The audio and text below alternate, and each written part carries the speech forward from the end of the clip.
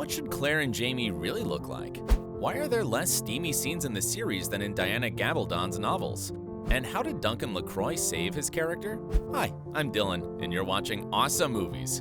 Right now, we'll get to know how and why the Outlander series is sometimes very different from the novels. Jamie didn't match the book's description. No matter how accurate the adaptation is, there are things that upset the fans, and the first thing they notice is the appearance of the main characters. Today, it seems crazy to imagine that somebody else could have played Jamie instead of Sam Heughan. But the fact is that the author of the Outlander novels, Diana Gabaldon, at first doubted him as an option. She wanted to see Liam Neeson or Sean Connery portraying the role of the caring and very charismatic Jamie Fraser. In the novels, the 23-year-old Highlander is described as a hulking fighter with fair skin, dark blue eyes, and thick red gold hair. Jamie has a strong, good-humored face with broad cheekbones and a long, straight, knife-edged nose. Although being much younger than Neeson or Connery, Sam Heughan was still older than Jamie was in the beginning of the series. Isn't red enough, and his eyes are more blue-green than deep blue. Moreover, Gabaldon herself couldn't see Jamie's internal strength. But when she watched the recording of Sam's audition, she changed her mind. Claire should have looked different. Finding an ideal Claire took a really long time, with hundreds of candidates being auditioned. She had to be smart, she had to have a strength of character, and really, she had to be someone that you could watch think on camera, the show's creator Ron D. Moore explained. But it wasn't until the last week before filming should have begun when he suddenly saw Katrina Balfe's audition tape, and it was a very light bulb moment. However, at first, not everyone agreed that Katrina suited the role perfectly. The actress was 7 years older than her character in the first season of the show, and her hair wasn't at all knots and furious tangles. But the fans were irritated the most by the color of Katrina's eyes.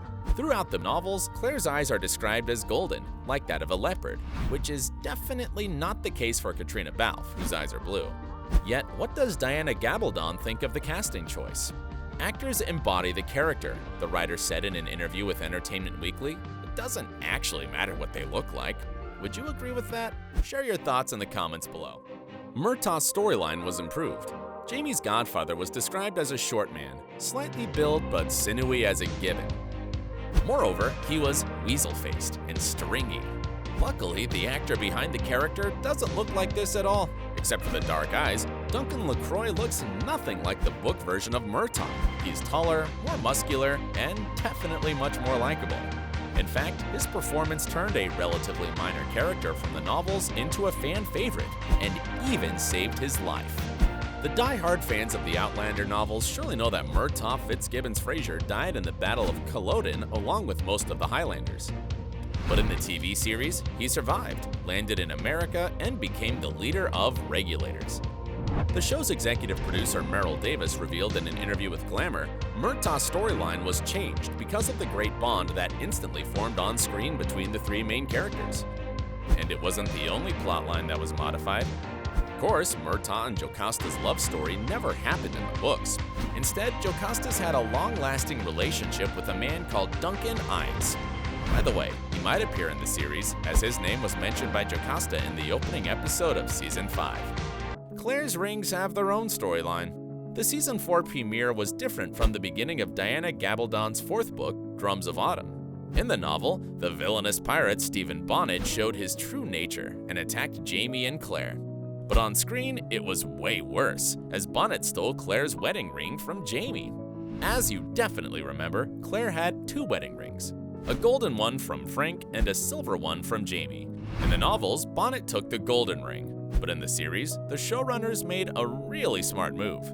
The fact is that in the books, Jamie's silver ring was described as a wide silver band decorated in the Highland interlace style with a small thistle bloom at the center of each link.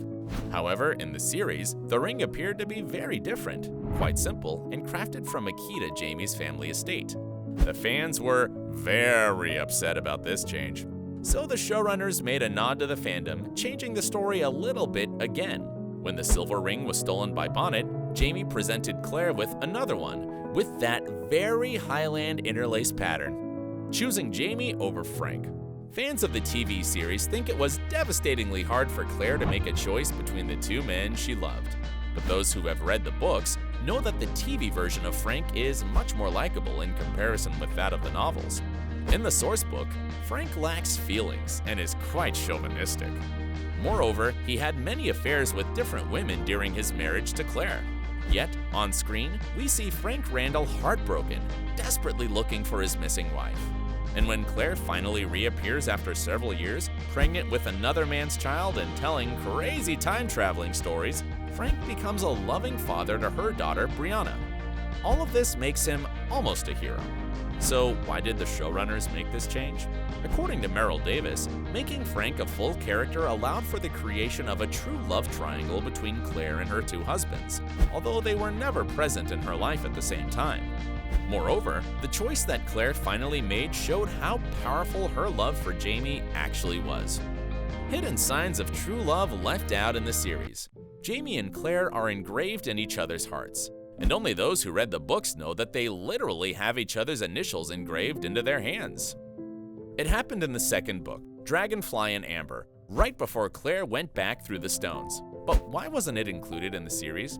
The showrunners later explained that it was one of those little details they kept thinking about all the time, so they eventually shot a version of that scene in the third season. Unfortunately, they weren't really satisfied with it, so they cut the scene. Sam Heughan dished to Entertainment Today that in his opinion, the scene didn't quite work in the story, and deleting it was a good decision. However, these deleted scenes were included in the Outlander DVD and Blu-ray editions, and sharp-eyed viewers might spot a tiny letter J carved on Claire's palm and C etched onto Jamie's hand. Supporting characters whose fates were different. Although Murtagh's storyline has been considerably expanded in the series, other characters weren't that fortunate. A good many of them were cut from the show entirely, like Johannes Gerstmann, an Austrian musician who was Claire's friend and advisor while the Frasers were in France. And even Jenny Murray's presence in the series was less than it should have been. Jamie's older sister was notably absent from season 4 and didn't have a chance to meet her niece Brianna like she did in the novels. This time, there were no smart moves of the showrunners behind this decision. The actress Laura Donnelly was busy acting in a Broadway play, The Ferryman. Instead of Jenny, Brianna surprisingly meets Leary, Jamie's ex-wife, who's still bitter over Jamie leaving her for Claire. Twice. Because of Jenny's absence, extra scenes were written in for this character we all love to hate. By the way, Leary's daughter's storyline shows quite a different dynamic in the series than in the books. In the novels, Marsali and Claire's bond is not that obvious, but on the show, she gets enough screen time to have their mother-daughter relationship established and evolved. In fact, Marsali took the place of a very important character from the novels, who was also written off the series, Malva Christie, who lived in Fraser's Ridge and was Claire's surgery apprentice. In the same fashion, Marsali and Brianna were not friends in the books. The showrunners wanted to create a new storyline about women who supported each other despite the centuries they've been born into. The two young women connected when Brianna feared that the wicked Stephen Bonnet had kidnapped her son, Jemmy, and Marsali confronted her. We'll have a chance to see how their storyline will develop in the new season. Not that minor details. Each of Diana Gabaldon's novels is quite long, ranging up to 1,000 pages, so it's no wonder that some details, events, or even plot lines had to be excluded from the TV adaptation. But for the die-hard fans, every one of these missing pieces is important. Let's have a closer look at several of them. Remember the pearl necklace Jamie gave Claire on their wedding day?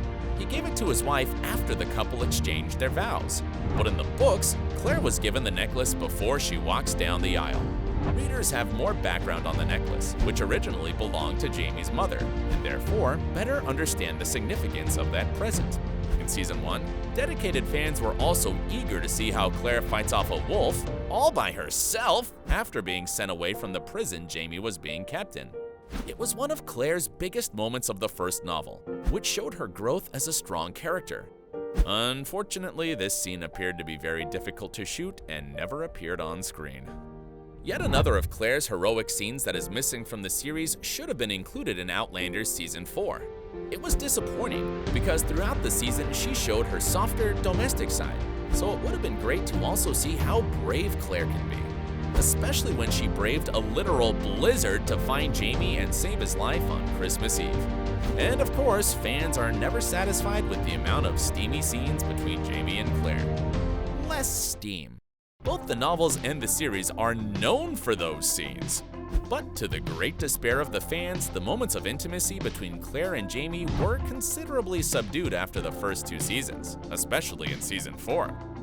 The showrunners explained that the sex scenes were needed in the first season to show the bond between the fan-favorite couple, so they became less necessary later, when nobody doubted their love anymore. In seasons 1 and 2, the small screen adaptation did not stray too far from the books. However, since the 4th season, a lot of new characters were introduced, and the whirlwind of events took a considerable amount of screen time. And in general, viewers understand that the laws of television demand those changes. But still, when one particularly highly anticipated scene between Jamie and Claire was not included in season 5, fans were frustrated, to say the least. In the 5th book, Jamie becomes jealous when he learns that another man has taken a liking to Claire, which leads to passionate lovemaking in the barn. But in the TV show, Jamie showed no real jealousy at all.